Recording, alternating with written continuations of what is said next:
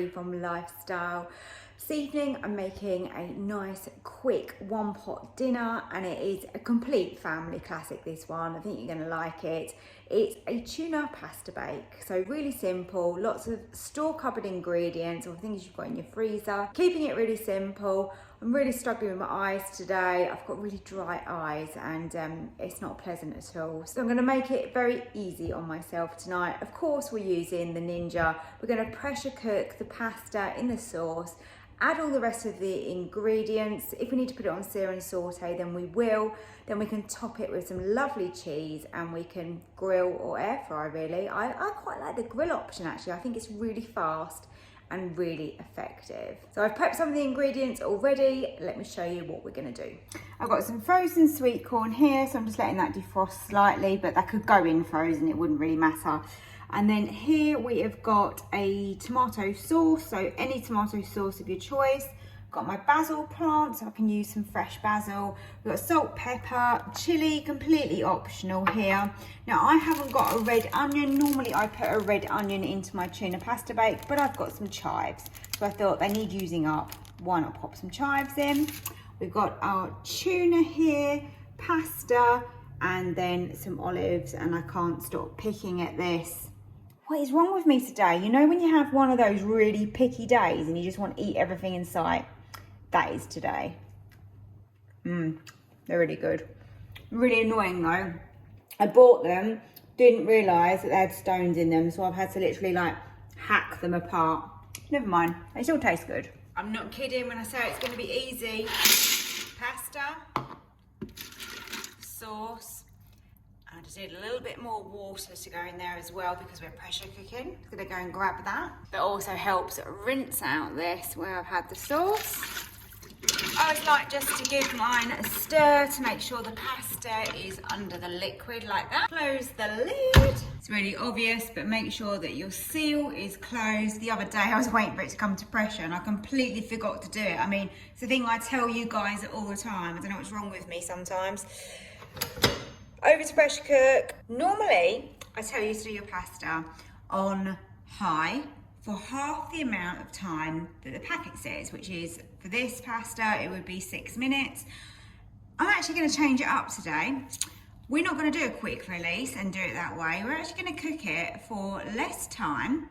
So I'm gonna opt for 3 minutes, but I'm gonna go with a natural release. And as you know, with a natural release, it will keep cooking when that pressure is naturally releasing. Whereas with a quick release, you've really stopped the cooking process and we're just literally getting rid of the pressure as quickly as possible. So let's try this and see what it's like, and then I can report back to you. Wow, that was super hot when I lifted that lid. But this looks good. Look, we've got a nice thick sauce. It's not too runny, which is brilliant because it's exactly what we want. I'm going to test a little bit of the pasta. Let's see if it's done to perfection or whether it's a bit under or over. Feels very good to me from putting my fork in, but I need to do a little taste test on this, obviously. That is just right for me. Tiniest little bit of bite, tiny, you know, because I don't like my pasta hard or firm. But we've got to add the ingredients in and we've still got to grill this, so I think that's great, actually. I'm pleased with that. So that is an option for you if you want to do your pasta that way. Give it a try. Let me know what you think, whether you think it's better done on the quick release, like cook for longer, then on quick release, or for less time and then use the natural release. So in this pot, I've got the sweet corn, olives, and tuna. Seems like a lot of it, actually, now I'm putting it in like this. But as you know, I'm starving today. I can't stop eating. It's actually a problem.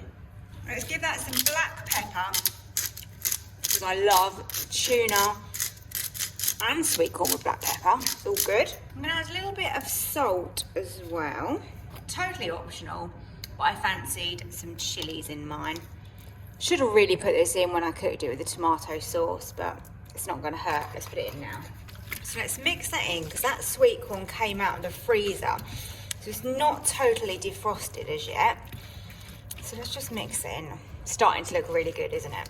As I said earlier, I didn't have any red onion that I would normally put into this dish.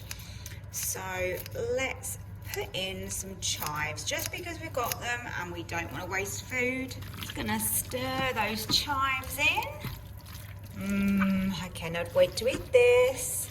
It's looking really yummy. Now all that's left to do is put on some cheese and get that melted and oozing. It's gonna be so good on this. Tuna and cheese. Whew.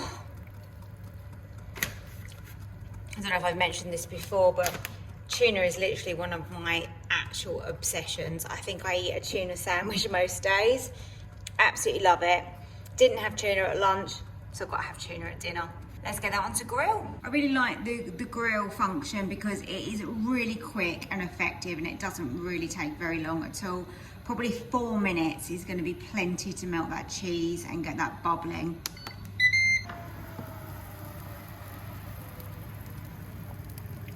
Look at that. Oozing cheese on that tuna pasta bake. Looks really good. It looks gorgeous, doesn't it? Really looking forward to this. Should have a nice bit of kick from the chili, and we've got the lovely olives and basil, sweet corn and tuna. What's not to love?